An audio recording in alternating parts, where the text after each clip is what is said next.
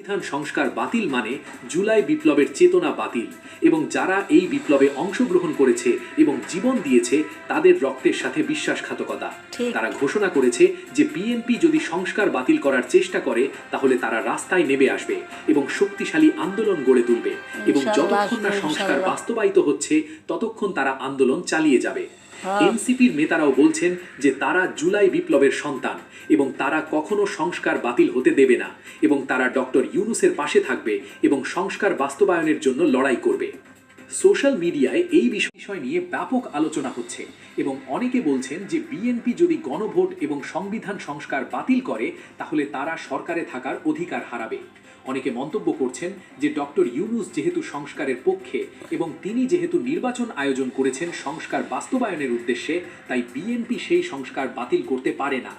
জামায়াত এবং 11 দলীয় জোটের সমর্থকরা বলছেন যে তারা কখনো সংস্কার বাতিল হতে দেবে না এবং প্রয়োজনে তারা নতুন আন্দোলন শুরু করবে।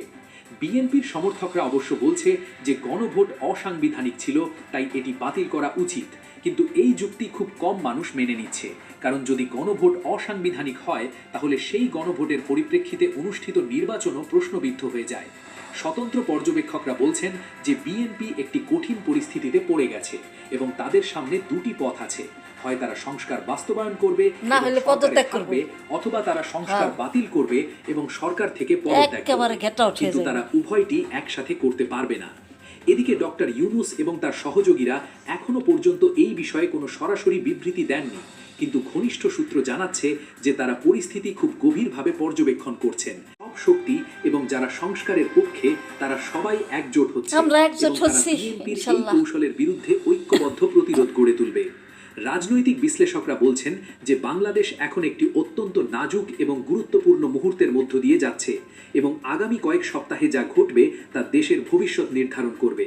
একজন বিশ্লেষক বলেন যে যদি বিএনপি সংস্কার বাতিল করে ফেলে তাহলে জুলাই বিপ্লবের সব অর্জন ধ্বংস হয়ে যাবে এবং দেশ আবার পুরনো ব্যবস্থায় ফিরে যাবে যেখানে একনায়কত্ব এবং দুর্নীতি থাকবে। আরেকজন বিশ্লেষক বলেন যে ডক্টর ইউনূস যেহেতু সংস্কারের পক্ষে এবং তিনি যেহেতু একজন নোবেল বিজয়ী এবং আন্তর্জাতিকভাবে সম্মানিত ব্যক্তি, তাই তার মতামত এবং অবস্থান অত্যন্ত গুরুত্বপূর্ণ এবং বিএনপি তাকে উপেক্ষা করতে পারবে না।